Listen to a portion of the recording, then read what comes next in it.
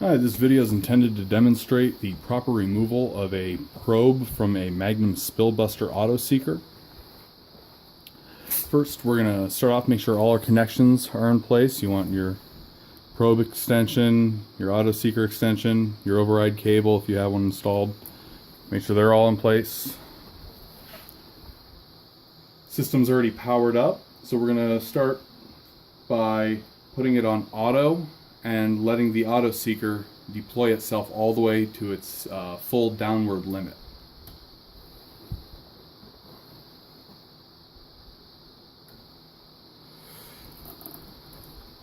Now, as many operators of the Magnum Spillbuster are aware, it can take quite a while for the probe to go down. The motor does not move particularly fast, so this may take a while, but just let it keep going until it hits its full downward limit. If, however, you notice that the probe cable here starts to be wound on backwards, if it starts winding on backwards, hit stop on your PRC switch.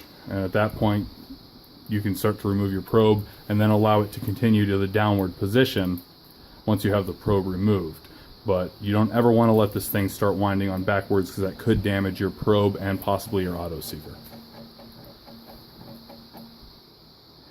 Now, as you can see, the auto seeker is stopped on its own, indicating that we are at our full downward limit. The way you can test this is you can try to raise the probe. It's unsuccessful. Stop, put it on auto.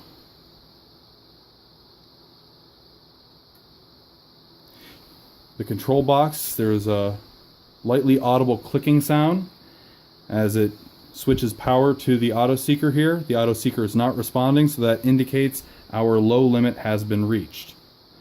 At this point, you can go ahead and hit stop on your PRC switch and power down the system. The next thing you want to do, and this is crucial, disconnect your auto seeker extension cable. Just leave that disconnected. Now, grab the auto seeker by this flange, the rear flange where the direction arrow, or if it's an older style auto seeker, where the down and opposite up arrows are located. Grab that flange and turn in the upward direction, so opposite of the down arrow. Turn that 1/2 to 3/4 of a turn. It will give you some resistance, but it should not be too difficult. If it is too difficult, it may be mechanically seized in there, or someone may have neglected to disconnect their auto seeker extension. The reason that's so crucial is that by turning this and thereby turning the motor shaft inside of the auto seeker, the motor inside of here becomes a generator feeding voltage back to the control box. That can damage the control box, so we definitely advise avoiding that. That we've just resynchronized, we've just set the switch back. It is in the downward position. However, it should now work when controlled by the control box.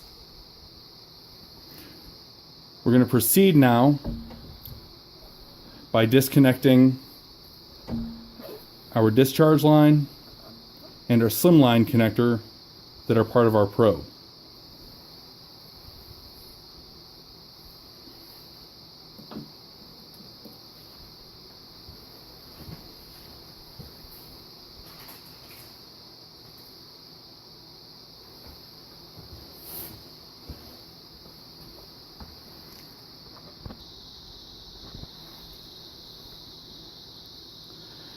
To remove your slimline connector, you'll need a pair of needle nose pliers and a 3/32 Allen wrench.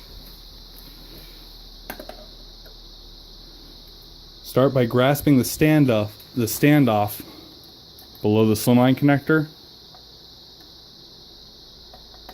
and then unscrew. If you don't secure this, it could start unscrewing from this connector pocket and come out with your slimline connector, and then the cinch connector that the slimline connector mates with has a high likelihood of falling into the inside of the auto seeker. This part right here could fall inside the auto seeker, and retrieving that is not a particularly fun exercise. So I highly advise backing up these standoffs at the top and bottom with needle nose pliers as you use your 3/32 Allen wrench to remove those screws. Next, you'll need to remove the red retainer clip from the push fitting here. It's most easily done by pushing on the bottom of the clip where it opens up and pulling on the top at the same time. It should come right out like that. Hold on to that. Next, to remove your discharge tubing from the push fitting, you need to push up on the collet as you pull on the tubing. I recommend using a 7/16 wrench to push up. It'll help distribute the force evenly on the collet as you push down or pull out with your discharge tubing. Now at this point, your probe cable is fastened to the back end of the auto seeker with either a gray hook or a small black plastic piece with a black zip tie fastened to it. You can either remove the probe cable from the hook just by sliding out from behind it, or you can cut the zip tie off.